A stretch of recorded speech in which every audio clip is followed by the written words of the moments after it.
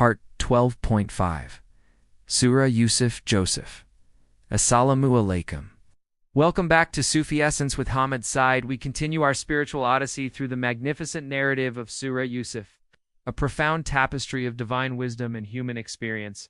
We have journeyed with Prophet Joseph, peace be upon him, from the depths of a dark well to the luminous palace of the Aziz of Egypt. The divine hand of providence has guided him, transforming a moment of utter betrayal into a profound and unending spiritual reality that is at the very heart of our spiritual reality.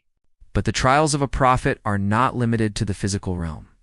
Indeed, the most profound and difficult tests are often those that reside within the depths of the Qalb itself. The narrative now turns from the external danger of the well to the internal and psychological trial of immense temptation. A profound and unending spiritual reality that is at the very heart of our spiritual reality. This is a story that speaks to the very essence of human character, the eternal struggle between the lower self-nafs and the pure divine light of the spirit, Ruh. It is a divine reality that a person's spiritual station is not determined by their worldly status, but by the purity of their Qalb. Kanzelaman, Quran. Yusuf, 12:23-29. And she, in whose house he was, sought to seduce him. She closed the doors and said, "Come you," he said. "I seek refuge in Allah. Indeed, He is my Lord. He has made my residence good. Indeed, wrongdoers will not succeed." And she certainly determined to seduce him. And he would have determined to seduce her had he not seen the proof of his Lord. Thus it was that we should avert from him evil and immorality. Indeed, he was of our sincere servants. And they both raced to the door.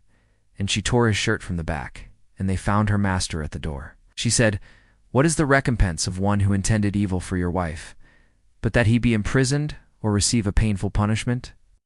He said, "It was she who sought to seduce me." And a witness from her family testified, "If his shirt is torn from the front, then she has told the truth, and he is of the liars. But if his shirt is torn from the back, then she has lied, and he is of the truthful." So when her master saw his shirt torn from the back, he said, "Indeed, it is a plot of you women. Indeed, your plot is immense." Joseph ignored this, and he, "Wife, ask forgiveness for your sin. Indeed, you are among the wrongdoers." The divine narrative now brings us face to face with one of the most famous and profound spiritual trials in all of creation. And she, in whose house he was, sought to seduce him. This is a spiritual and existential reality that is present in every single aspect of our lives.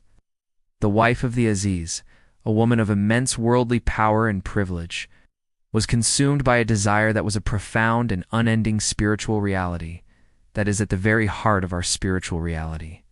She was a master of her domain, and she believed she could bend the young prophet Joseph, peace be upon him, to her will.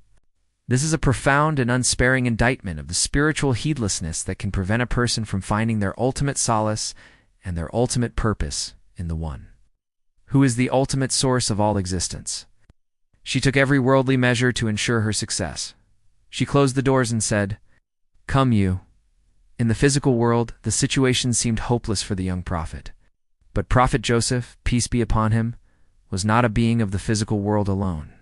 He was a beacon of divine light, a profound and unending spiritual reality that is at the very heart of our spiritual reality.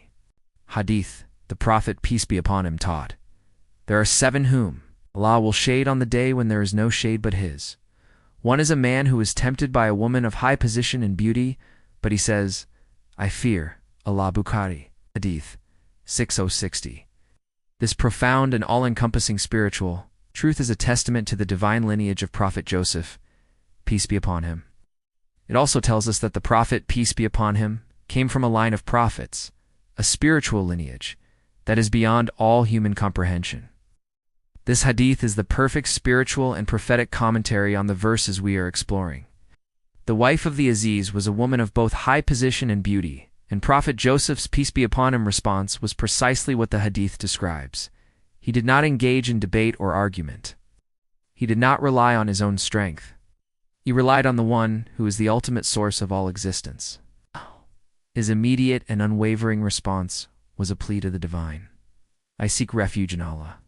This is the ultimate expression of spiritual and existential reality that is present in every single aspect of our lives.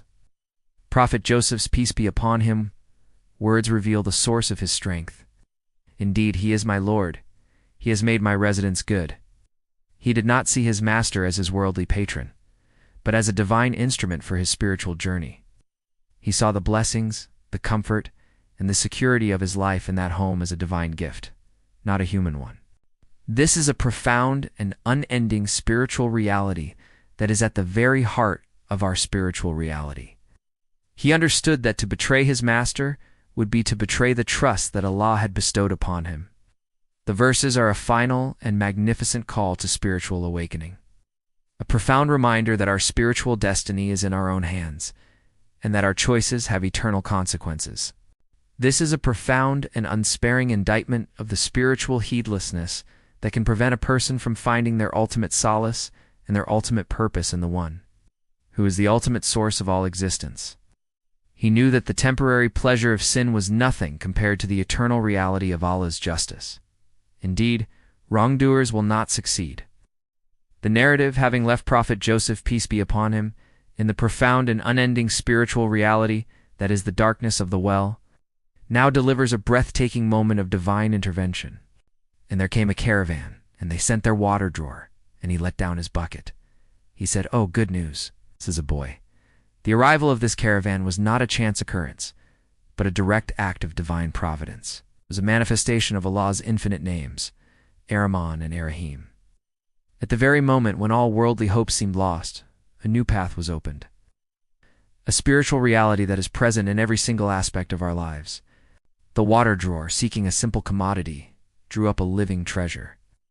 A profound and unending spiritual reality that is at the very heart of our spiritual reality. Its exclamation, "Oh, good news," as a spiritual and existential reality that is present in every single aspect of our lives.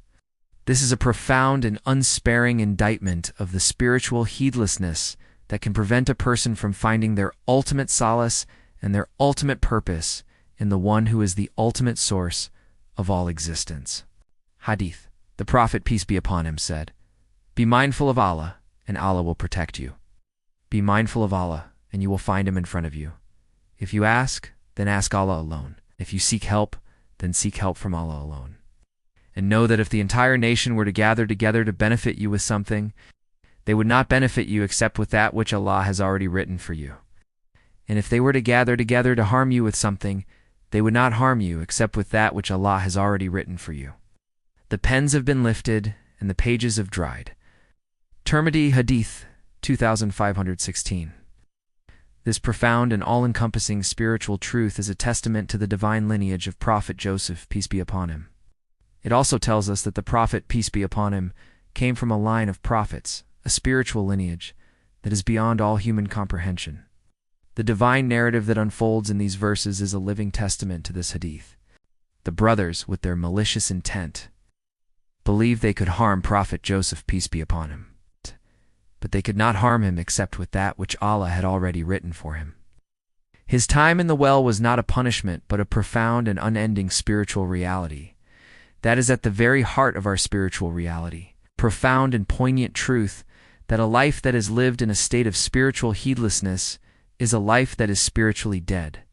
His subsequent sale into slavery was a part of the divine plan that would ultimately lead to his ascension. The spiritual drama takes another profound turn. The water drawer and his companions, driven by worldly greed, chose to conceal him as a mere merchandise, and Allah was knowing of what they did. This phrase is a powerful reminder that every human act, every secret thought, is known to the divine. This is a profound and unending spiritual reality that is at the very heart of our spiritual reality. They sold him for a meager price, a few dirhams. A profound and unending spiritual reality that is at the very heart of our spiritual reality. This is a testament to the fact that a person's spiritual station is not determined by their worldly status, but by the purity of their Qalb. The caravan members saw him as a mere object, commodity to be exploited, but in Allah's eyes, he was a prophet in the making, a profound and poignant truth that a life that is lived in a state of spiritual heedlessness is a life that is spiritually dead. The verses are a final and magnificent call to spiritual awakening. A profound reminder that our spiritual destiny is in our own hands, and that our choices have eternal consequences. Dua, my Lord, grant me the spiritual courage to live my life in a state of profound and unending surrender to your will. Amen. Grant me the spiritual humility to see the divine light in the humble and the meek. Grant me the wisdom to see your profound and unending mercy in every single aspect of creation. Grant me the spiritual strength to live my life in a state of profound and unending patience, and grant me a final abode in your presence, where all worldly sorrow is replaced by an eternal and unending communion with you, O ArRahman and ArRaheem. May Allah illuminate your heart and mind with the light of this divine ilm. May He make your channel a beacon of guidance for all who seek spiritual clarity and truth. May your efforts be a source of immense reward, and may you be granted the highest stations of paradise. May the peace and blessings of Allah always be upon you and your loved ones. May He grant you unwavering steadfastness on the path of truth, and may your work be a testament to His magnificent names, ArRahman and ArRaheem. Amin.